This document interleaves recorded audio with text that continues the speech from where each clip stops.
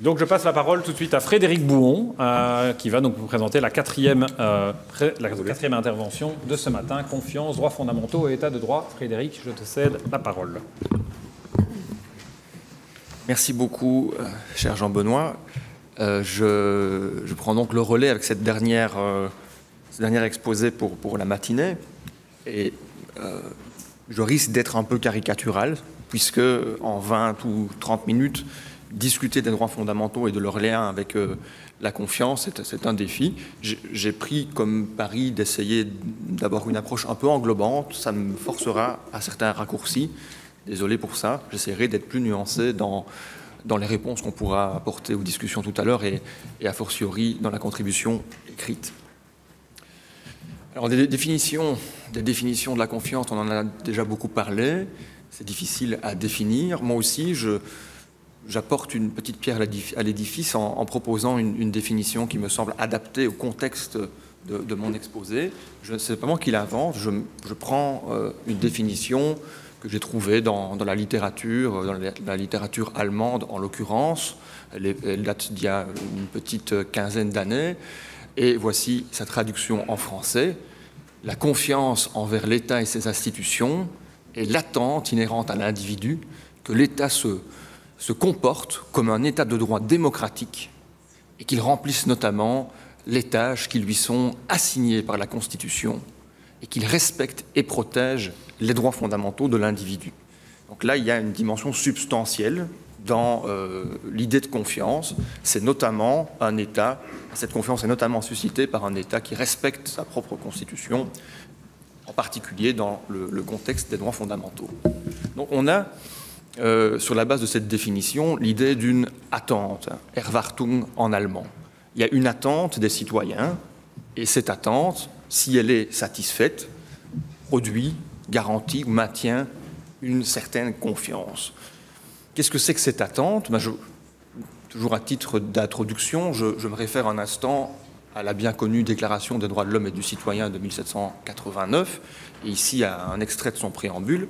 Je l'affiche parce qu'il est utile pour la réflexion, à mon avis, à deux niveaux. Premier niveau, c'est le début, la première partie soulignée en gras. On voit une connexion entre droits de l'homme et, à mon avis, implicitement l'idée de confiance à travers la notion de corruption. Là où il n'y a pas de droits de l'homme, où ils sont méprisés, oubliés, les gouvernements sont corrompus. Implicitement, pour moi, ça signifie corruption des gouvernements, absence de possibilité de confiance. Donc il faut des droits fondamentaux pour que la confiance soit possible. Et puis, deuxième intérêt de ce morceau de préambule, plus bas sur l'écran, on voit l'idée du but de toute institution politique. Les droits fondamentaux contribuent à donner un but à l'État, à des institutions politiques, et ils permettent, comme dit le préambule, de tester, de comparer l'action des pouvoirs législatifs, des pouvoirs exécutifs par rapport à ces buts qui sont formalisés par des droits fondamentaux. Donc cette attente, quelle est-elle? On pourrait bien sûr encore en discuter longtemps, et je ne crois pas que les droits fondamentaux sont les seuls éléments à prendre en considération, mais ils y contribuent. Donc cette attente, elle peut en partie être formalisée, concrétisée dans les droits fondamentaux, et à mon avis aussi, j'y reviendrai, en revers des droits fondamentaux. Qu'est-ce que je veux dire par là, en revers des droits fondamentaux? C'est la question des limites aux droits fondamentaux. Qu'est-ce que nous permettons comme société?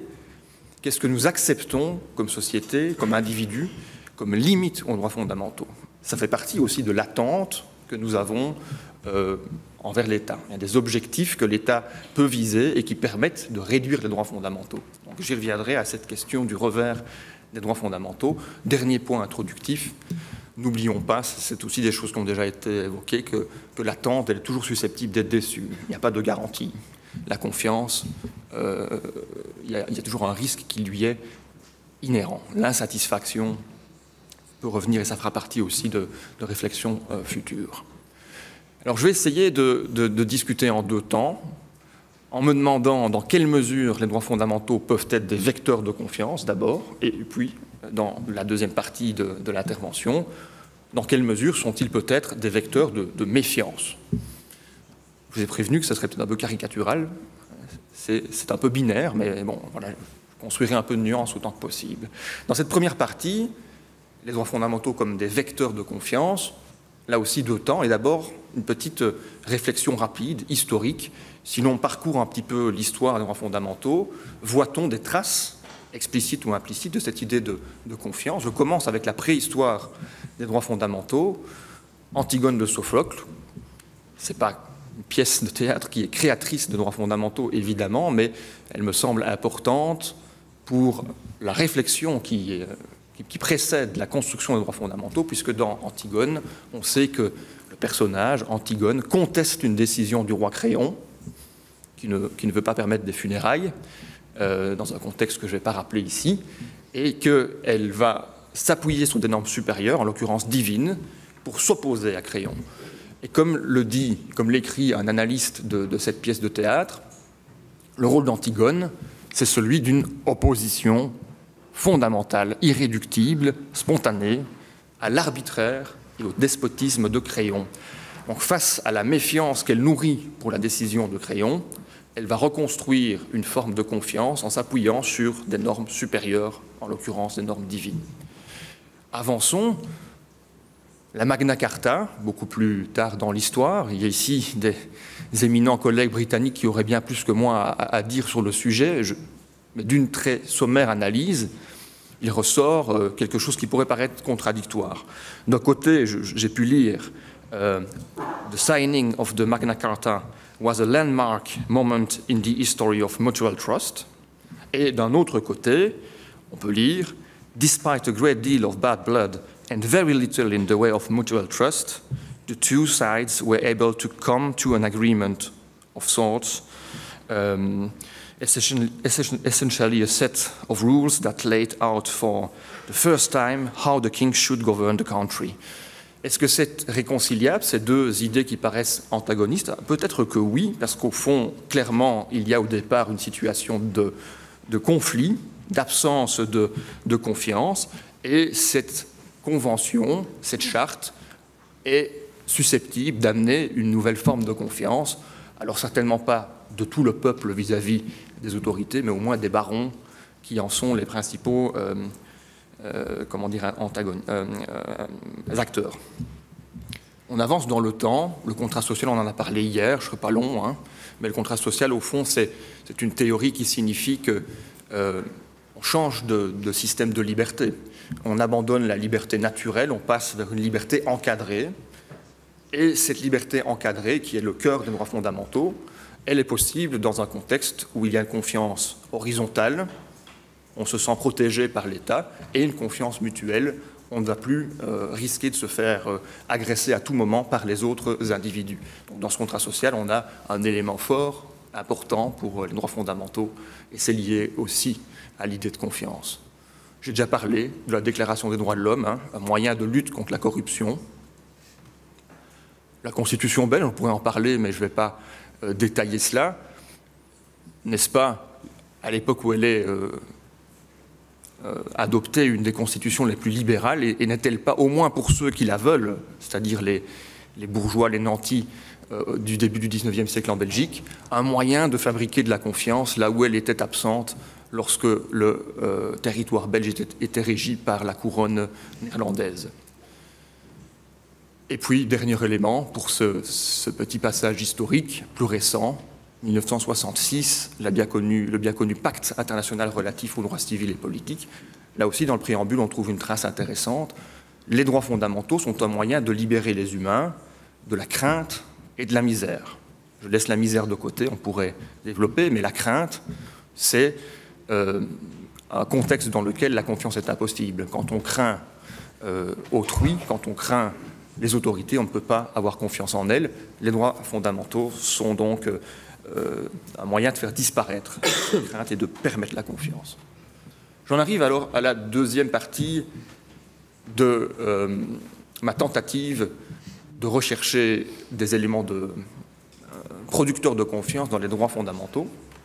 Et cette fois-ci, je vais me concentrer sur la jurisprudence. Dans ma contribution écrite, j'entends élargir le spectre, traiter aussi des décisions nationales, etc., Pour l'exposer, je me concentrerai sur quelques extraits de la jurisprudence, principalement strasbourgeoise, Cour européenne des droits de l'homme, et quelques extraits d'arrêts de la Cour constitutionnelle, qui me semblent intéressants pour le sujet. Et ces liens entre jurisprudence sur les droits fondamentaux et confiance, je les présente en 4 temps. Premier temps, et ça fait écho aux toutes premières questions qui ont été posées à la fin du panel d'hier.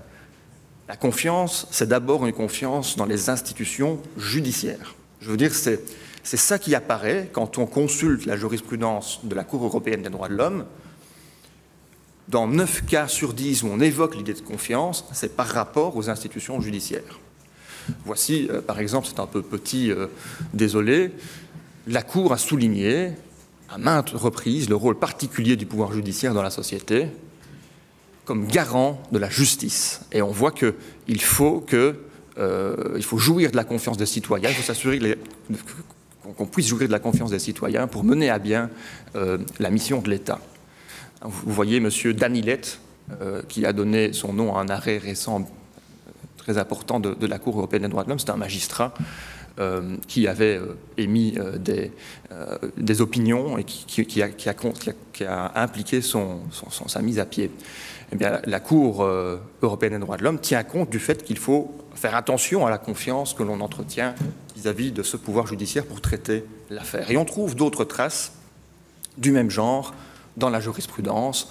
Je ne vais pas citer, ici c'est la Cour constitutionnelle, hein, il est d'une importance fondamentale dans un État de droit démocratique que les cours et tribunaux bénéficient de la confiance du public et des parties au procès. On va retrouver cette idée donc répétée à plusieurs reprises, avec un lien, bien sûr, avec l'idée fondamentale de l'état de droit. C'est cette confiance dans le juge qui permet d'assurer l'existence de l'état de droit. Donc au fond, si cette idée d'une confiance envers les institutions judiciaires est si marquée, si présente dans la jurisprudence, je crois qu'il y a 2 raisons. Ce sont d'abord des juges qui parlent, ils sont peut-être eux-mêmes, ils ont une certaine conscience de leur rôle et ils la mettent en avant. Ça, c'est une dimension subjective. Et par ailleurs, c'est de considérer que pour que la confiance puisse exister envers l'État en général, pouvoir exécutif, législatif aussi, il faut d'abord s'assurer d'une confiance dans le pouvoir judiciaire qui va pouvoir contrôler les autres institutions. Je vous ai dit 4 éléments. Le deuxième, c'est qu'alors on voit apparaître aussi un lien entre confiance et obligations procédurales. Il existe toute une série d'obligations procédurales qui sortent de la jurisprudence européenne et elles servent en partie à susciter cette confiance. Des obligations d'enquête, par exemple. Les États sont obligés, sur la base du droit à la vie par exemple, de mener des enquêtes efficaces et ça doit contribuer, selon la Cour, à favoriser la confiance qu'on a envers les institutions. Ici, dans l'affaire Honor Yildiz que je cite, ça concernait un accident industriel. Il faut mener des enquêtes après un accident industriel pour s'assurer qu'on puisse trouver les responsables, sinon pas de possibilité de maintenir la confiance. Et on trouve d'autres exemples que je ne vais pas développer dans l'arrêt Annan contre Allemagne, par exemple. Les Belges qui sont dans la salle reconnaîtront le visage de M. Mougé Mangango, qui m'amène à mon 3e élément de lien jurisprudence, confiance, jurisprudence, droits fondamentaux, confiance. Et c'est même à propos de ces affaires électorales qui ont été présentées à la Cour que le lien est le plus net. Dans l'arrêt de 2020, Mougé Mangango contre Belgique, d'autres que moi l'ont aperçu, on a l'expression peut-être la plus claire de cette idée de confiance. Je lis: eu égard au fait que l'article 1er du protocole, l'article 3 du protocole numéro 1 vise à consolider la confiance des citoyens dans le Parlement. Donc là, on a quasiment un droit à la confiance qui est appuyé sur une disposition de la Convention européenne des droits de l'homme. Et donc, il s'agissait ici de questions de contentieux électoral. On tire de la Convention européenne des droits de l'homme un besoin, une nécessité de trouver des institutions qui ne soient pas de nature à vicier la confiance. En l'occurrence, le Parlement qui gère lui-même le contentieux électoral, ça ne va pas. Et dans d'autres affaires électorales, c'est confirmé par des expressions comme par exemple si on prend de court un parti politique en changeant la loi électorale peu de temps avant les élections, on vient saper la confiance du citoyen. Donc dans ces affaires électorales, c'est très clair. En voici un autre exemple qui concerne un parti hongrois dont le symbole est ce chien à deux queues. Si on n'a pas des bases légales suffisamment claires, quand on veut limiter la liberté d'expression d'un parti politique, à nouveau, on vient saper la confiance qui est indispensable. Et enfin, le quatrième temps, pour cette analyse de la jurisprudence, existe-t-il un effet horizontal de l'obligation d'assurer la confiance? C'est-à-dire, est-ce que nous, individus, nous avons un devoir de contribuer aussi à assurer cette confiance dans les institutions? On trouve des traces de ça. D'abord, ici, en général, à propos, c'est un arrêt tout récent de la semaine passée, un médecin qui a tenu des propos anti-vax, c'était avant le Covid, mais peu importe, et qui est sanctionné par son ordre des médecins, eh bien, la Cour admet qu'il puisse être sanctionné parce qu'il a contribué par son action à saper la confiance envers les médecins. Et cette idée-là, donc, que le comportement de quelqu'un qui nuit à la confiance dans les institutions médicales ou publiques plus générales peut amener la Cour à considérer que ça vient admettre la limitation du droit fondamental. Et on retrouve l'idée donc dans plusieurs affaires qui concernent des institutions. Je ne vais pas les détailler toutes, peut-être juste celle-ci, qui concerne le Portugal. Vous aviez quelqu'un qui avait publié des portraits peu flatteurs, des caricatures peu flatteuses d'élus municipaux au Portugal, et la Cour prend en compte le fait que ça perturbe la confiance qu'on peut avoir dans l'institution. Ce n'est pas l'élément qui détermine à lui seul le résultat du raisonnement, mais c'est pris en considération. Voilà donc pour cette réflexion sur la faveur, ce que les droits fondamentaux apportent, produisent comme confiance. Maintenant, l'inverse, la réflexion inverse. Est-ce que les droits fondamentaux sont aussi des vecteurs de méfiance? D'abord, et à titre d'introduction pour cette seconde partie, les droits fondamentaux, évidemment, sont des canaux de l'expression de la méfiance. Hier, Martin Löflin concluait le premier panel en disant la méfiance est nécessaire pour produire la liberté. Je dirais à l'inverse aussi que la liberté est nécessaire pour pouvoir exprimer la méfiance qui existe. Mais ça, je vais le mettre de côté parce que quand on aborde les choses sous cet angle-là, les droits fondamentaux ne sont pas producteurs de méfiance, ils sont le canal de la méfiance. Ce que je voudrais me demander en outre, en poursuivant le questionnement, c'est si, dans certains cas, ils produisent eux-mêmes une certaine méfiance. Et j'ai 4 idées, c'est un essai que je vais rapidement évoquer. Les droits fondamentaux ne produisent-ils pas de la désorientation, de l'incertitude, de l'inefficacité, de la déception, et tout cela ne nourrit-il pas une forme de méfiance? Quelques mots donc sur chacun de ces éléments. L'idée de la désorientation produite par les droits fondamentaux. Les droits fondamentaux se sont développés énormément ces dernières décennies, et ils seraient perçus comme étant aujourd'hui très hétéroclites, comme permettant des tas de choses, comme étant le fondement de tas de droits subjectifs. Et pour certains, c'est perturbant, on ne s'y retrouve plus. On est désorienté.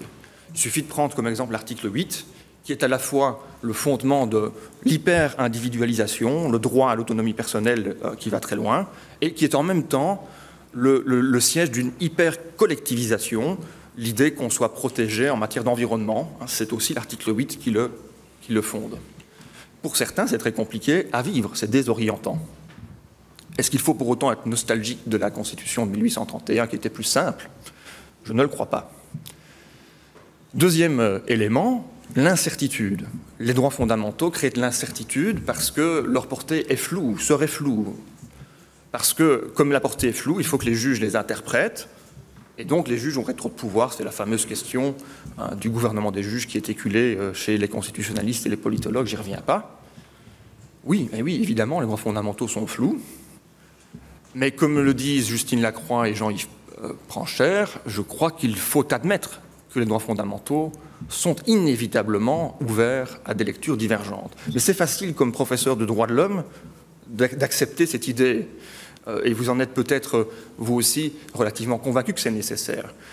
Mais ce n'est pas la même chose de le dire, de le faire comprendre à la généralité de la population, cette idée d'incertitude qui est importante, qui est inhérente aux droits fondamentaux.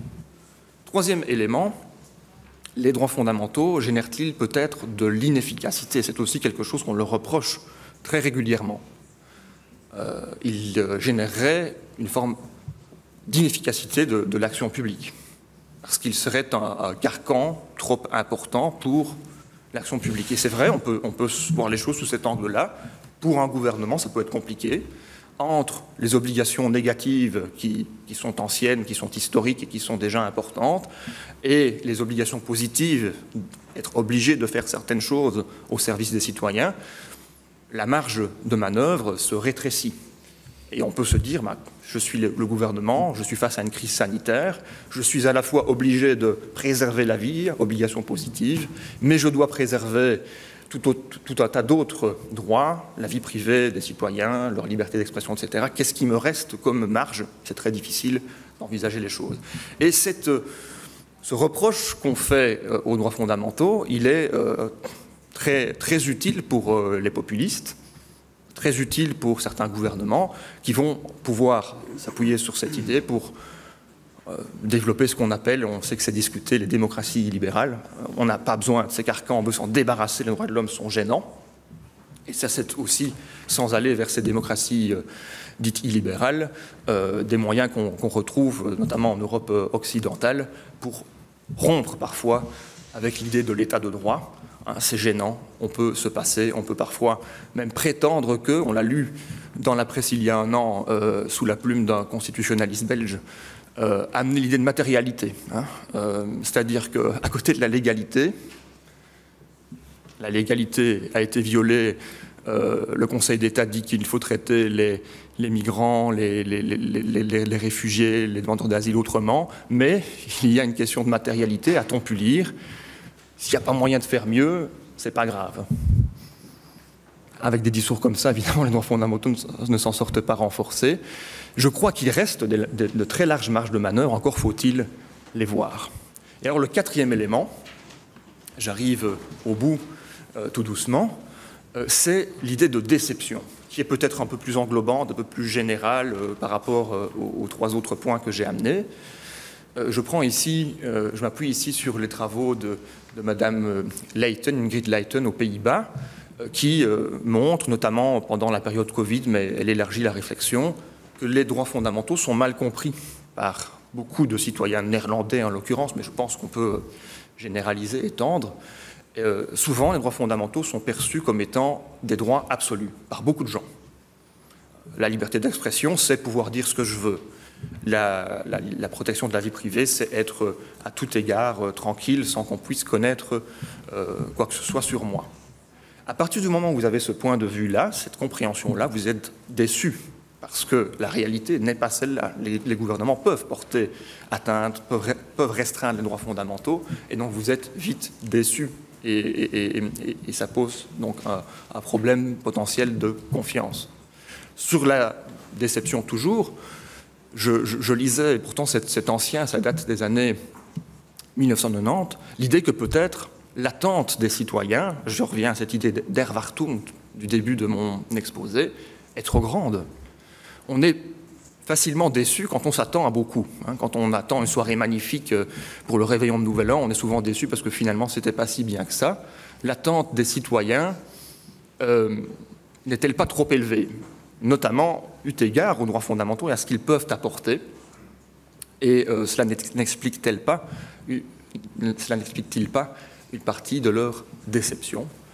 Et enfin, pour finir avec cet élément-là, on est déçu, ou les citoyens sont déçus, parce que c'est lié à tout ce que je viens de dire. Pour certains, les droits fondamentaux offrent trop, alors que pour d'autres, ils n'offrent pas assez. Vous avez notamment un discours militant qui est souvent celui d'une déception, parce que les droits fondamentaux n'apportent pas assez, alors qu'à côté, d'autres, moins militants, vont dire que c'est déjà trop. Un ou l'autre exemple, la présomption d'innocence, qui découle des droits fondamentaux. Pour les uns, c'est beaucoup trop. C'est nuisible aux victimes qui ne sont pas assez entendues de présumer que quelqu'un qui a apparemment commis une infraction serait innocente. Et pour d'autres, cette présomption d'innocence devrait être plus forte. On devrait condamner les journalistes qui s'en prennent, par exemple, à cette présomption d'innocence. Le droit à la sécurité est sujet très vaste en soi, mais je ne peux pas m'y attarder. On sait que c'est une demande de beaucoup plus de sécurité, plus de contrôle, plus de prévention des risques, alors qu'au fond, les droits fondamentaux actuellement ont une portée assez limitée à cet égard-là. La prévention des risques, c'est seulement une obligation d'agir quand il existe un risque réel et immédiat. Ce n'est pas une obligation de surveiller toute situation à risque tout le temps et d'agir pour éviter tout dommage. Donc déception potentielle. Et enfin, question de la désobéissance civile. On avait hier Marie Jadou, je ne pense pas qu'elle soit là ce matin. Elle vient de publier une étude importante très récemment sur la désobéissance civile en Belgique. C'est la même chose. Pour certains, c'est inadmissible qu'on puisse ne pas condamner des personnes qui ont commis des faits normalement assimilables à une infraction. Par exemple, arracher une bâche publicitaire pour des SUV au motif que ces SUV sont nuisibles à l'environnement. Arracher, détériorer ces bâches publicitaires, c'est en principe une infraction, c'est s'en prendre au bien d'autrui. Ne pas condamner ces personnes, ça pourrait être considéré par les uns comme scandaleux. Alors que d'autres, à l'inverse, plus militants, vont dire mais il faut donner à cette désobéissance civile une portée beaucoup plus large, beaucoup plus forte, permettre aux citoyens de s'exprimer pour s'opposer davantage à ce qu'ils considèrent comme des mauvaises actions de l'État.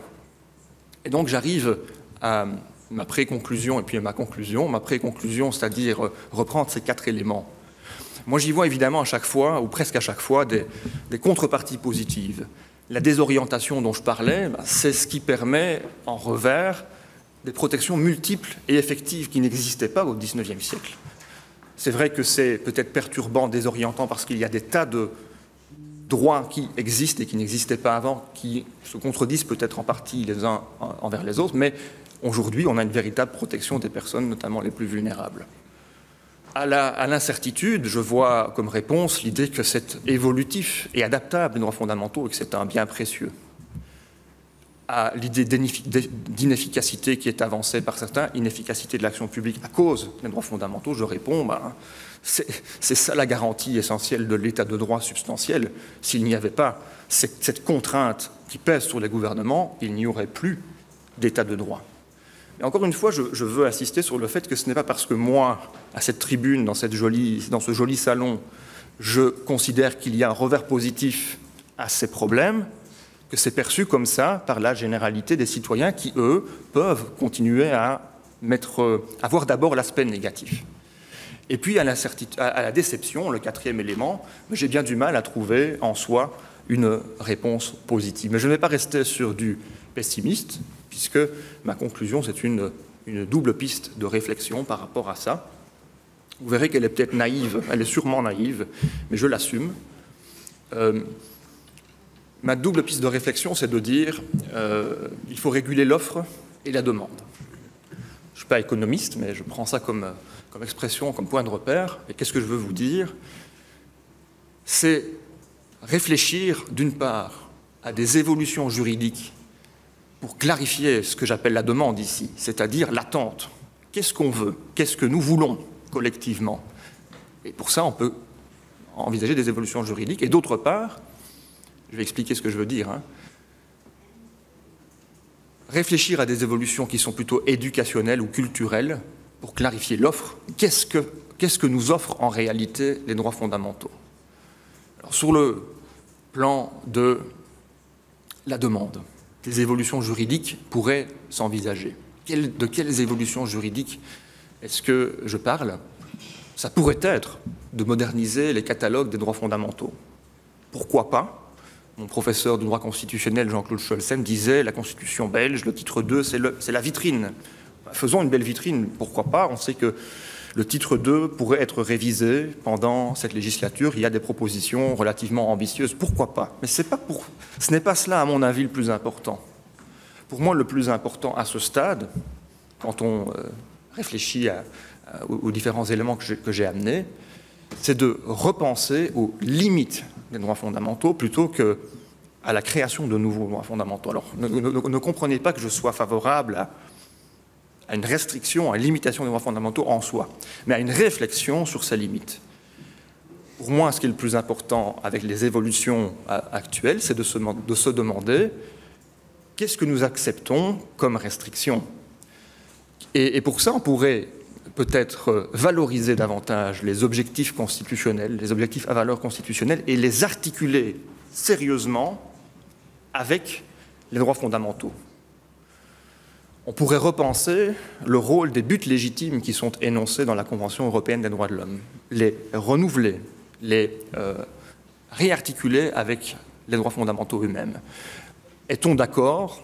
Voulons-nous bien que l'on diminue, que l'on restreigne nos droits fondamentaux, par exemple pour assurer, pour protéger notre société, notre communauté, notre planète contre le réchauffement climatique? Et jusqu'où voulons-nous bien aller? Donc c'est à ces limites potentielles que nous devons réfléchir. Alors l'autre aspect, ce seront mes derniers mots, c'est de clarifier l'offre. Qu'est-ce que nous avons déjà? Essayons de le faire comprendre mieux à ceux qui sont peut-être désorientés, à ceux qui sont peut-être déçus. Et pour ça, encourageons, essayons de susciter une constitutionnelle et culture, comme le disait Leighton, que j'ai cité. Essayons, je dis que j'étais peut-être naïf, mais tant pis, de mettre la démocratie, mais aussi et surtout pour le sujet ici, les droits fondamentaux, à leur place, à l'école et dans la société. J'ai vu en arrivant à Bruxelles une campagne de l'Institut fédéral des droits humains en faveur de la défense des défenseurs des droits humains. C'est super. Je crois qu'il faut donner à une institution comme celle-là des moyens beaucoup plus grands de faire la promotion des droits fondamentaux et d'expliquer ce qu'ils sont. Et on pourrait peut-être s'inspirer, je regarde Éric Buge, de l'initiative Parlons démocratie qui existe en France. Parlons démocratie, en très résumé, c'est une association déjà très large qui organise presque 1000 interventions par an dans les écoles pour expliquer comment ça fonctionne la démocratie. Et je suis ici tout à fait disposé à faire un appel solennel aux bonnes volontés. Créons quelque chose de ce genre. Allons, si vous êtes motivé par cette perspective, allons voir les élèves des écoles secondaires pour leur expliquer ce que sont les droits humains. Et enfin, admettons tout de même qu'aucun système n'est parfait et que quoi qu'on puisse faire, tout système politique décevra à un moment ou un autre. Je vous remercie pour votre attention.